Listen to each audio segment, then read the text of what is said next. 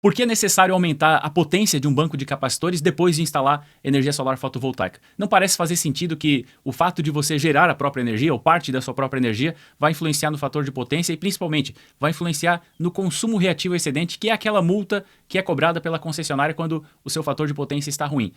Mas sim, há uma influência e o seu banco de capacitores precisa ser significativamente maior para que atenda a mesma instalação, as mesmas cargas, uma vez que há geração de energia solar fotovoltaica. Nesse vídeo eu vou te explicar o porquê isso acontece e eu vou explicar também como dimensionar o banco de capacitores considerando que você vai gerar sua própria energia, pelo menos durante uma parte do dia.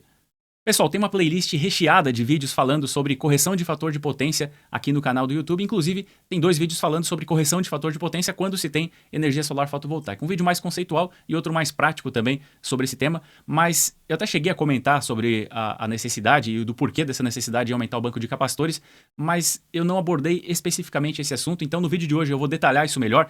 E como é um tema recorrente no suporte técnico de bancos de capacitores e é difícil de explicar isso com palavras, eu resolvi desenhar para vocês para melhorar a didática aqui e facilitar o entendimento. Um recado rápido antes da explicação: se você precisar comprar capacitores, sejam 220, 380, 440 volts também, ou o controlador de fator de potência, o contator para acionar esses capacitores, o TC para o controlador, tudo isso tem no site da Brasiltec. São produtos originais Brasiltec, produtos com qualidade e com preço direto de fábrica. Então, material elétrico barato aí para montar banco de capacitor, tem todos os disjuntores também, tem quadro, tem tudo que você vai precisar para o seu banco de capacitores.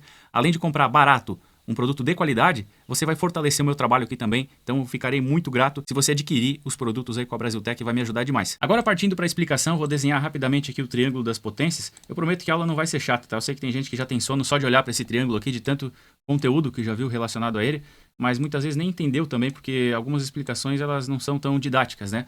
Eu vou tentar ser o mais didático possível aqui.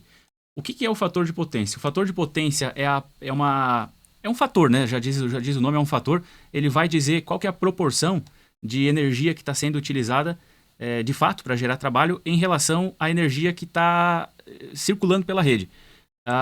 Se eu fizer um cálculo de corrente em um circuito, eu sempre vou levar em consideração a potência aparente, porque a potência aparente considera tanto ativa quanto reativa e as duas vão gerar uma corrente no circuito. Então, para fazer um cálculo de corrente, eu sempre levo em consideração a potência aparente.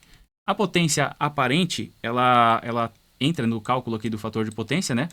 E o que entra junto também é a potência ativa, e justamente por isso eu consigo saber a proporção de potência ativa dentro dessa potência aparente, né? A potência aparente ela é uma junção dessas duas potências aqui, da reativa e da ativa, mas não é uma soma direta, né? Até pela proporção, pelo tamanho das linhas aqui, esse tamanho das linhas, ela diz o tamanho também das potências em si, né? Então, se eu somar essas duas, o comprimento dessas duas linhas aqui, não vai dar o comprimento dessa potência aqui, né? Justamente por isso que não é uma relação, não é uma simples soma, né? É uma relação vetorial, que é uma soma vetorial, ela leva em consideração a direção dessas linhas também. Bom, mas isso não é o mais importante aqui. Basicamente, se você analisar as grandezas que estão nesse fator de potência aqui, que é P sobre S, a potência ativa sobre a potência aparente, você vai perceber que o valor ele sempre vai ser 1 ou menor que 1. Quando que vai ser 1? Imagina que eu não tenho Q. Se eu não tiver Q, essa linha S ela vai descendo, descendo, descendo até que ela sobrepõe a linha P. Então, se eu não tiver Q, se eu não tiver potência reativa, ou seja, uma carga resistiva, por exemplo, né? Então, se eu tenho uma carga puramente resistiva, eu não tenho potência reativa, ou seja, o meu S vai ser igual a P e o fator de potência nesse caso vai ser 1. O fator de potência vai ser 1. Normalmente, numa indústria, sempre, né, eu vou ter cargas levemente indutivas ou fortemente indutivas.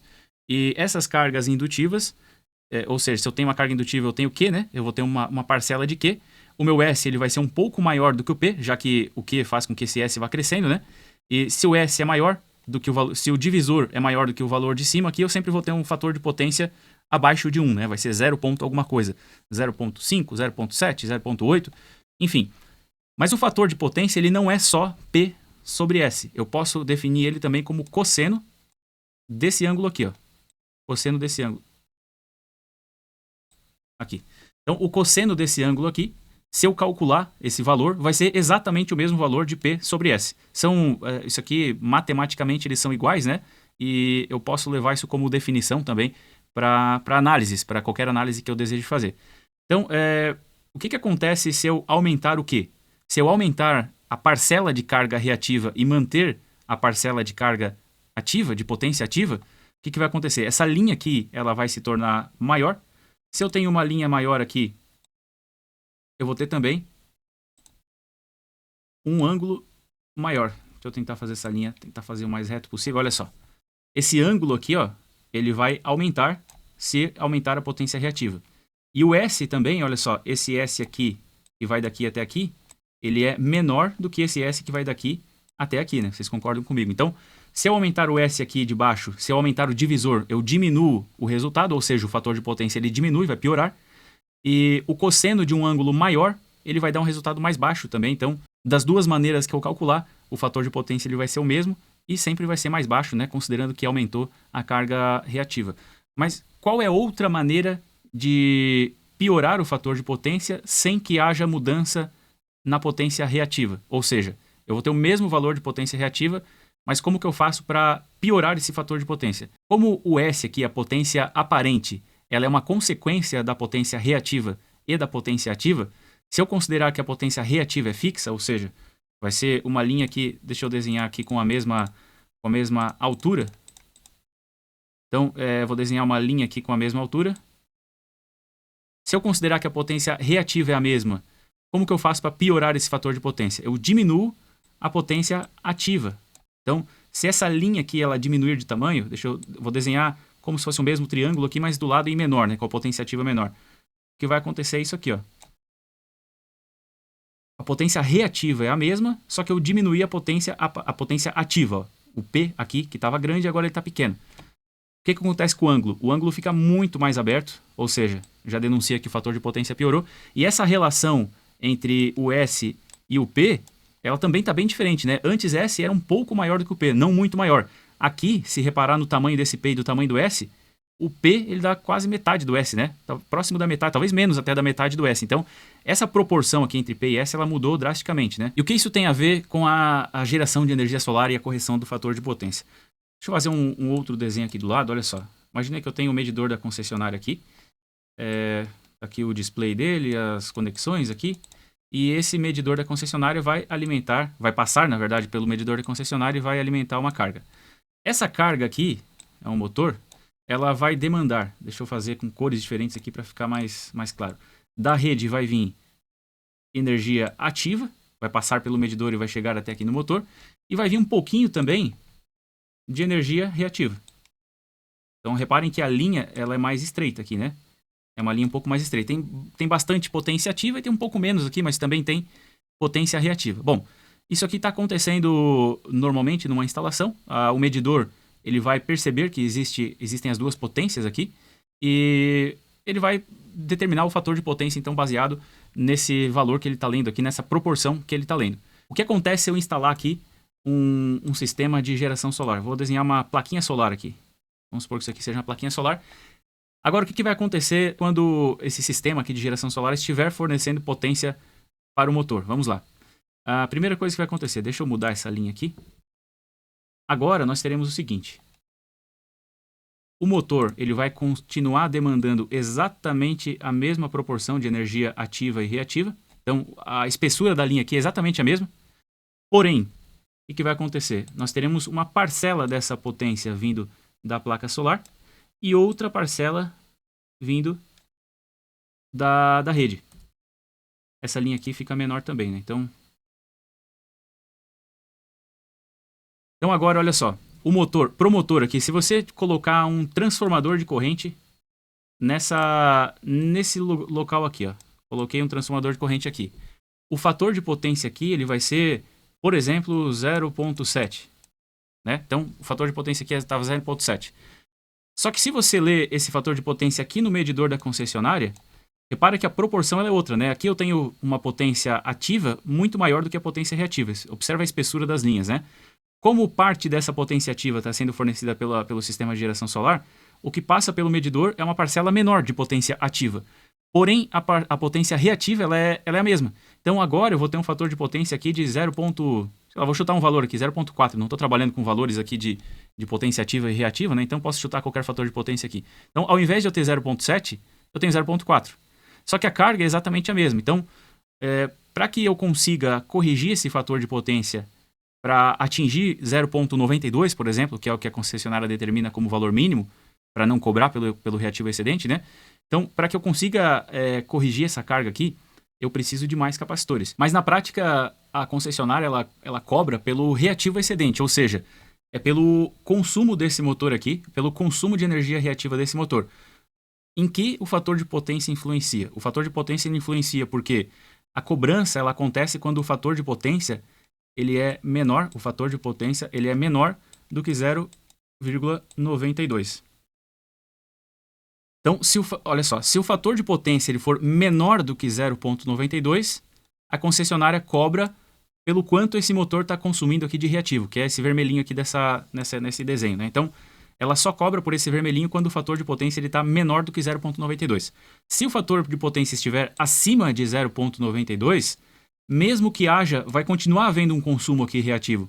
Porém, esse consumo reativo ele é tolerado, ele não é cobrado. Então, o que acontece na prática é que o fator de potência ele é um índice que vai determinar onde vai ser possível especificar um limite, que nesse caso é 0,92, onde abaixo dele não é tolerado o consumo reativo excedente. Na verdade, não é nem que não seja tolerado, ele é cobrado. Ele é cobrado. Porque, apesar de o reativo aqui ele não ser consumido de fato, ele acaba utilizando da rede e essa energia ela circula pela rede, então ela limita a potência de transformadores e de todo o circuito como um todo aí de distribuição, de transmissão. Então, o fator de potência baixo ele não é desejado porque pro consumidor ele não é desejado porque a concessionária passa a cobrar pelo reativo excedente e para a concessionária também não é legal porque acaba limitando a potência útil da rede, né? Já que tem esse reativo aqui circulando, ele acaba limitando a uma potência ativa que poderia estar circulando e fornecendo energia aí para que trabalho útil possa ser realizado, né? Bom, por que eu estou falando isso? Porque com esse valor aqui de 0,92, olha só, se eu tenho um fator de potência de 0,92, a minha potência ativa, vamos considerar que ela seja de 100 kW. Vamos usar valores redondos aqui para ficar mais fácil. Então, potência de 100 kW. Com o fator de potência de 0,92, isso significa que eu tenho 42 kVAR, ou seja, de potência reativa, né? E o meu S aqui ele vai estar em 108, que é a potência aparente. Tá, então vamos lá. Se eu tenho 0,92, eu não estou sendo cobrado pela concessionária, já que está dentro do limite que eles estabelecem.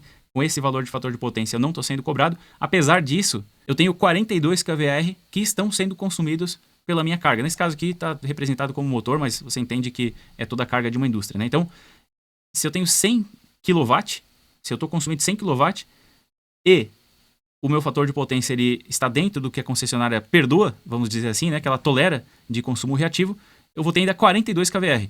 No momento em que eu diminuo a potência aparente, a potência ativa, na verdade, né, se a placa solar, se o sistema de geração solar ele passa a fornecer potência ativa para essa carga, a proporção aqui no medidor da concessionária ela vai mudar, o fator de potência ele vai diminuir. Então, ainda que a carga ela seja a mesma, repara, eu adicionei um sistema de geração solar, eu mantive exatamente a mesma carga, mas eu passei a ser cobrado pelo reativo. Por quê? Porque o fator de potência diminuiu e, nesse caso, esses 42 kVAR aqui, eles deixaram de ser tolerados.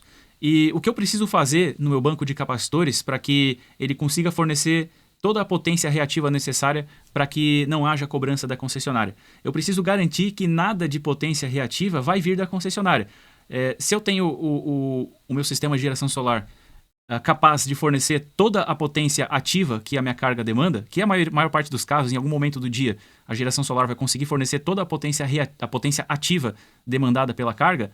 Se eu não tenho nada de potência ativa e só reativa, imagina que o fator de potência, nesse caso, ele até zero, né?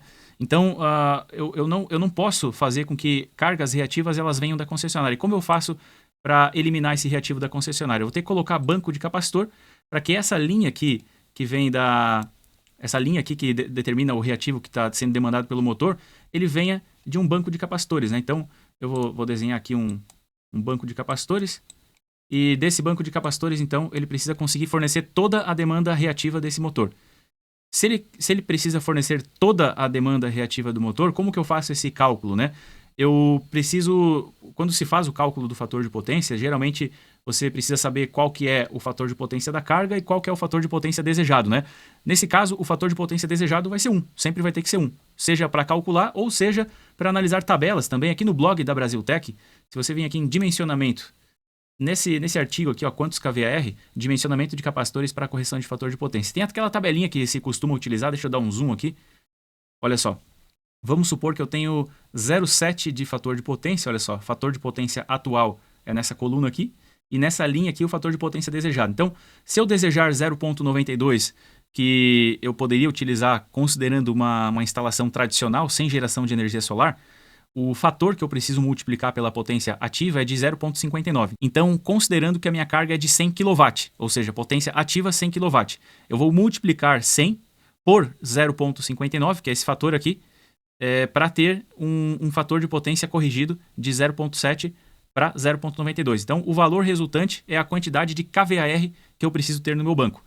Agora, se eu pegar de 0,7, eu vou manter a carga com fator de potência de 0,7, mas ao invés de desejar um fator de potência de 0,92, como eu sei que vai ter instalação solar, eu vou considerar um fator de potência de 1. Então, de 0,7 vai para 1. Vamos ver o novo fator aqui para multiplicar. Nesse caso, eu multiplico por 1,02. Ou seja, a potência do meu banco de capacitores vai ter que ser um pouco maior do que a potência que eu tenho instalada, a potência ativa que a carga vai demandar. Então, antes eu tinha um pouco menos de 60%, a potência do banco era um pouco menor do que 60% da potência ativa. Agora, nesse caso, considerando energia solar, vai ter que ser até um pouco maior, pouquinha coisa maior, ou pelo menos igual, né? Para ficar bem próximo aí, pelo menos igual à potência ativa. Então, fica claro aqui a necessidade de aumentar a potência do banco de capacitores para que a concessionária não cobre pelo reativo excedente, considerando que se não tem potência ativa, ela não vai tolerar a reativa e, portanto, esses 42 kVAR que eu havia calculado antes aqui, que é o que ela tolera considerando uma potência ativa de 100, né? Se eu tenho uma potência ativa de 100, ela tolera até 42 kVAR, não vai haver mais essa tolerância, então o meu banco de capacitores ele vai ter que ser maior para que toda a potência reativa saia do banco e não haja nada vindo da concessionária, né? Não pode vir nada da concessionária e tudo do banco de capacitores. Espero que a explicação tenha sido clara, espero que eu tenha conseguido ser didático. Se você gostou desse vídeo, se aprendeu alguma coisa com ele, por favor, deixa um comentário, deixa o like também. E se desejar comprar material para corrigir fator de potência, acesse o site da Brasiltec, tanto para corrigir fator de potência quanto outros produtos também relacionados à elétrica industrial.